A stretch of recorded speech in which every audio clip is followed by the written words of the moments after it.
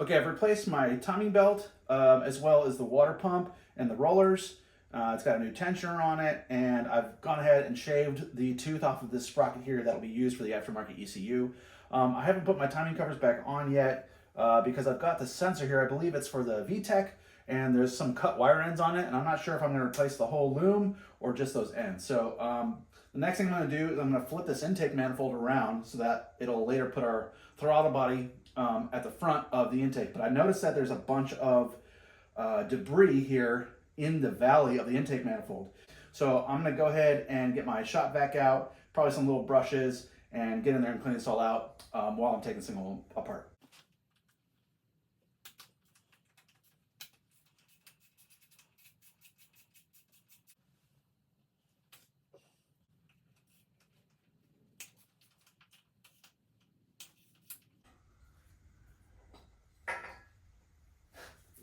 All right, there's the rails.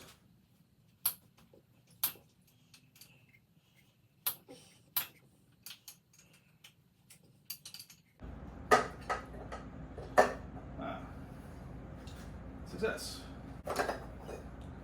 Yahtzee. So this is what I'm talking about down here in this valley here under the intake manifold. This is what I actually saw first. Just a bunch of, I don't know. It actually looks like calcium deposit or something from like coolant drying up there or something like that. But then this looks like very fine sand or dust. So I'll get a brush and my shop vac. I'll probably cover these up with some tape or something just so I don't get it down there and get that all cleaned up because that's gross.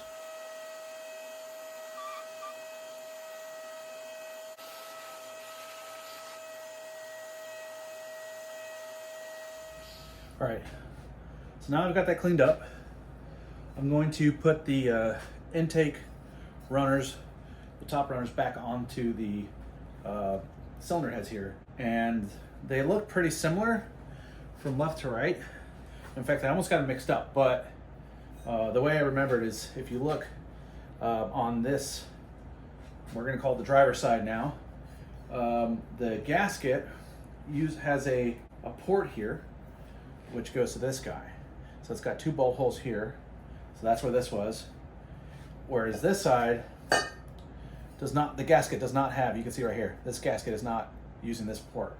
And there's only one bolt flange on the outside, not the two. So we're gonna swap this to now be on what we're gonna call the driver's or passenger side. And this is now gonna be the driver's side. And this is, I believe this is the EGR port, and we'll be blocking that later. The reason we're doing this is because we want to stick the rails back on. So your fuel rails and injectors. And what's going to change is the location of the mounting for the fuel rails. Okay, the reason we flipped the intake manifold around is to have the throttle body coming off of what will be the front of the motor now, as when it's in the factory location, it goes towards the back of the motor. But what we want to do, we want to have the fuel rails still in the same orientation they came with when it was a front-wheel drive orientation motor, because the fuel inlet comes on this side of the rail in the back. And if you look at the 944 there, this is the factory location, and the fuel comes into the car behind the front or passenger side shock tower. So we're going to be able to use all this factory Honda stuff here. We'll get a new line fitting, to adapt the Porsche fuel line into this banjo bolt here. So we want this off the back. So the only issue that we face doing this by flipping the intake and keeping the rails in this orientation is that now our fuel rail bolt holes don't exactly work. They'll have one hole on each rail that works, that lines up. But if you can see, if I pull this rail up, this is the second location for the bolt hole, and we'll need to drill a new hole for that to line up. And it's the same thing on what we're going to call the passenger side of the motor.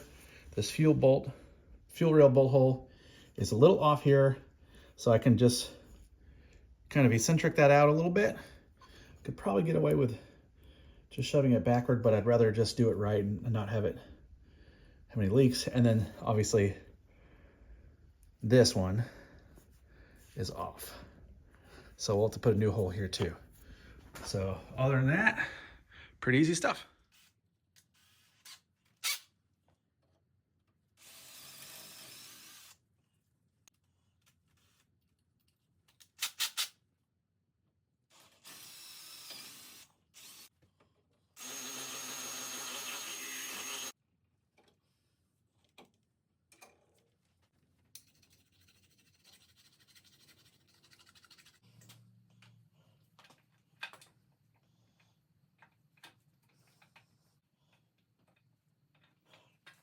All right, so this is after the re-drilling.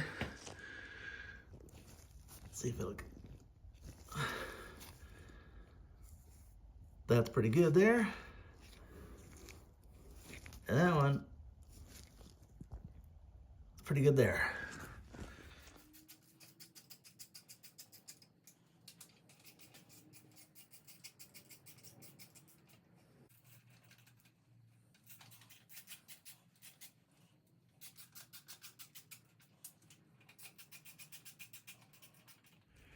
There we go. The fuel rail is now back on the intake, and it's back to being the same direction as it was. All it took was a couple new holes, and we're all set. All right, I've been putting off this next job for quite some time. It's definitely gonna be the least fun one because it requires going into the car, under the dash, upside down, on your back. If you've never worked on a race car before, doing anything under the dash is pretty much the worst job you can do because there's a roll cage and a rigid seat in there. So that means contorting your body and usually hanging your legs upside down, hanging out the driver's door. So what I have to do next is I need to remove the brake booster so that I can put the manual adapter plate in its place. This makes room for the valve covers of the V6. So what that means is going under the dash and removing the 3 bolts that secure the booster to the firewall. But I'm also going to be removing the brake pedal assembly because I got to re-drill a new hole for the new rod that comes with the J-swap kit. So I got to rig up a bunch of lights and cram my fat ass into that thing.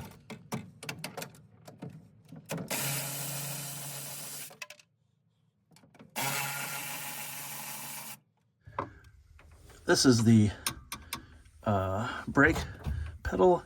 This is the rod. This is the clip. I pulled the clip off, and now I need to push that rod back in. But you can see here there's another clip. This is for the actual rod that goes out through the into the booster, into the master. I need to pull that clip off, and then I can undo that from the pedal assembly, and then I can push that rod, that bigger rod, out and then pull the brake pedal off. So I'm gonna try and do that now.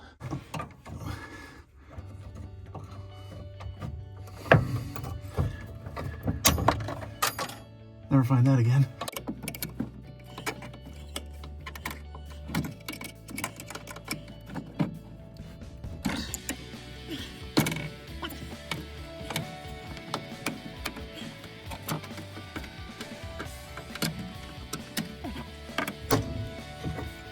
There you go.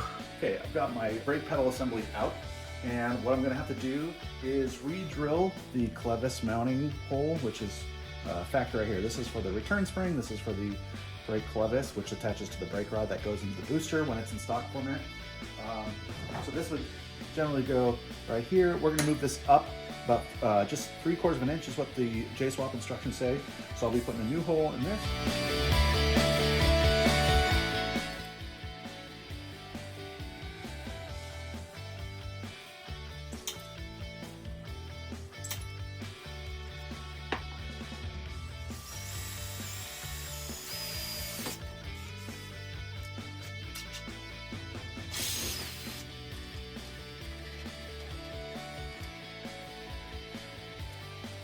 There we go.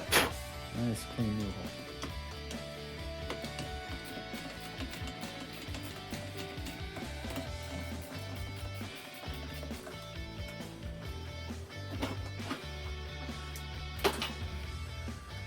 Okay, so here is the booster out of the car, and this is the rod that we'll be replacing. So I need to take this fork or arm, whatever you want to call it, off of this rod so I can install it onto the new arm that's included with the J swap kit. So I'll go ahead and get this taken off.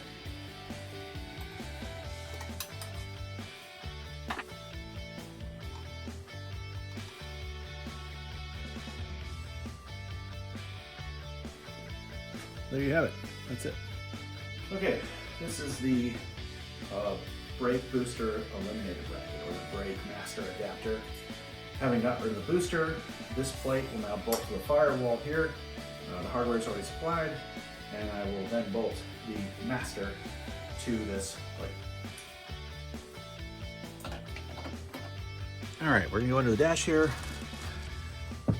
and locate those 3 bolts and put some the nuts on there to secure them to the firewall.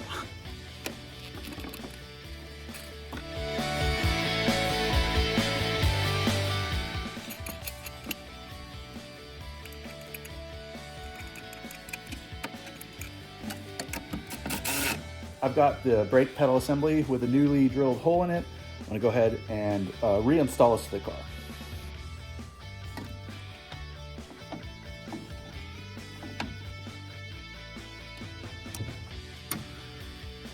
Safety clip. So here's the new brake rod attached to the old clevis. That's gonna slide through there. I probably should have done this before I put the pedal assembly in.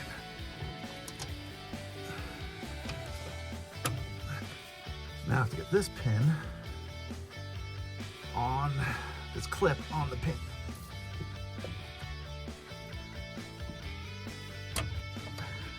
Did I get it? That feels like it. Oh yeah. Okay, now I've got the adapter plate bolted into the car firmly. I'm going to attach the master to the plate. I also have to make sure I line up the brake rod. That will have to be adjusted. So it's loose right now inside. The only thing that's going to make this difficult is I've left the brake lines attached so that I don't have to fight them later trying to line them up. It's kind of a pain in the butt. So now I'm going to have to kind of fight them, force them through these holes in the firewall, the inner fender well as well. So, but I feel like it'll be easier to do it this way than take the lines off and then rebend them.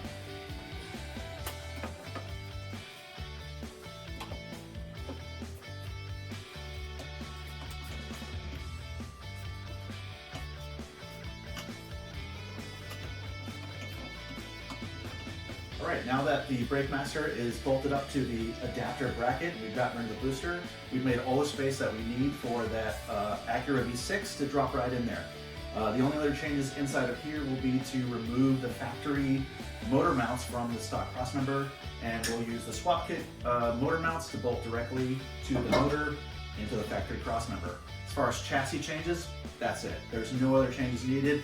We'll obviously need to make a little bit of clearance through the hood, depending on how we route the intake, but all the other changes that we'll be making will be to the motor itself, be it the oil pan and the oil pickup tube, the flywheel and bell housing adapter, and of course all the plumbing, wiring, things of that nature. But as far as chassis prep goes, that's all there is to it. So yeah, pretty simple, straightforward. Looking forward to getting the rest done.